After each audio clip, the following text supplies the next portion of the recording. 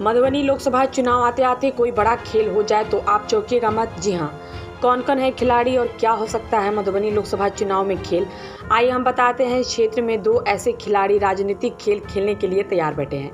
इसमें पहला नाम है गुलाब यादव का।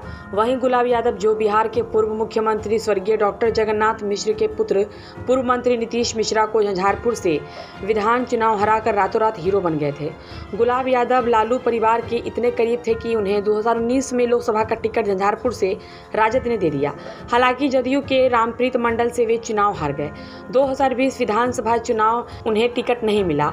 एक समय लालू प्रसाद यादव परिवार के सबसे करीबी माने जाने वाले गुलाब यादव से यह परिवार तब नाराज हो गया जब इन्होंने राजद के खिलाफ अपनी पत्नी अंबिका गुलाब यादव को निकाय कोटे से एमएलसी का चुनाव लड़ा दिया।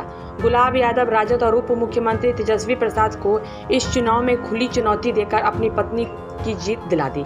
इससे पहले उन्होंने अपनी पुत्री बिंदु गुलाब यादव को जिला परिषद अध्यक्ष बनाकर अपनी हैसियत दिखा दी थी। हालांकि इस चुनाव में राजद के लोग गुलाब यादव के साथ थे। इस बार उन्होंने मधुबनी से लोकसभा चुनाव के लिए टिकट की मांग कर सबको चौंका दिया है। उन्होंने राजद सहित अन्य दलों को ललकारते हुए मधुबनी लोकसभा चुनाव से चुनाव लड़ने का ऐलान कर दिया है। इस ऐलान से इंडिया गठबंधन खासकर राजद पेशोपेश की स्थिति में है। गुलाब यादव क्षेत्रीय भ्रमण पिछले कई माह से कर रहे हैं। उन्होंने कहा है कि अगर टिकट नहीं मिला तो दोनों लोकसभा क्षेत्र मधुबनी और झंझारपुर से पिता पुत्री चुनाव लड़ेंगे।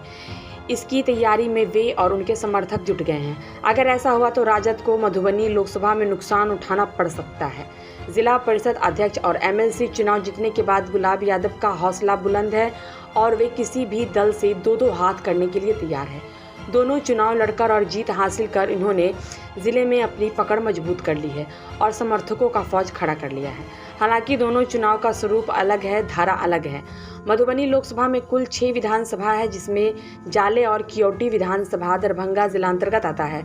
इस नए क्षेत्र में गुलाब यादव बतौर प्रत्याशी भ्रमण शुरू कर चुके हैं। होगा क्या यह तो समय बताएगा, लेकिन मधुबनी लोकसभा को उन्होंने चुनाव का ऐलान कर हॉट सीट बना दिया है। इस लोकसभा में मुस्लिम और ब्राह्मण मतदाताओं की संख्या सर्वाधिक है। यहाँ पर यादव मतदाताओं की संख्या तीसरे या चौथे नंबर है। देखना है कि अगर गुलाब यादव निर्दलीय चुनाव मैदान में कूदते हैं तो केवल राजद का नुकसान होगा या फिर अपने स्वजातीय सांसद अशोक यादव के भी इनके चुनाव लड़ने से घाटा होगा। दूसरी ओर प्रशांत किशोर भी मधुबनी में लोकसभा क्षेत्र से अपना प्रत्याशी दे सकते हैं। इसमें जिन नामों की चर्चा सबसे ज़्यादा है उसमें दरभंगा प्रक्षेत्र के पूर्व आईजी आरके मिश्रा का नाम शामिल है। वे लगातार प्रशांत किशोर की पद यात्रा में उनके साथ चल रहे हैं। प्रशांत किशोर लालू नीतीश का यात्रा के दौरान जमकर आलोचना करते फिर रहे हैं। पद यात्रा में जिस तरह लोगों के समर्थन प्रशांत किशोर को मिल रहा है यह चौंकाने जैसा है।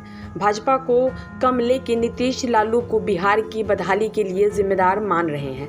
मधुबनी लोकसभा से एक तरफ गुलाब यादव तो दूसरी ओर आरके मिश्रा अगर प्रत्याशी होते हैं तो ये लोग भाजपा और महागठबंधन में से किसका खेल बिगाड़ेंगे कहना मुश्किल है।